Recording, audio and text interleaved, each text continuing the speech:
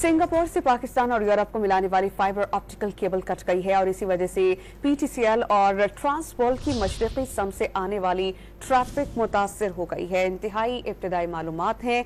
इससे मुताल्लिक़ आपको बता दें कि इंटरनेट सार्फिन के लिए परेशानी हो सकती है, क्योंकि कहा जा रहा है कि कम अज़ कम 1 माह का वक्त लगेगा। इस पर हम बात करते हैं डॉन न्यूज़ के रिपोर्टर उमैद अली से। उमैद, आप हमें बताइएगा कि कितना ड्यूरेशन कहा जा रहा है इसकी मरम्मत के लिए लगने के लिए?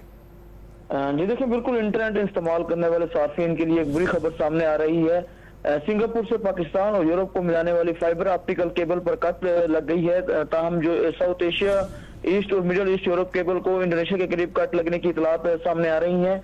ऑप्टिकल फाइबर सबमरीन केबल पर 5 के लगभग ये कट लग गए हैं। ताहम जो फाइबर ऑप्टिकल केबल है उसको ठीक करने में 1 महीने का जो है वक्त वो लग सकता है। ताहम जो फाइबर ऑप्टिकल केबल है इंडोनेशिया के करीब इसको कट लगी थी।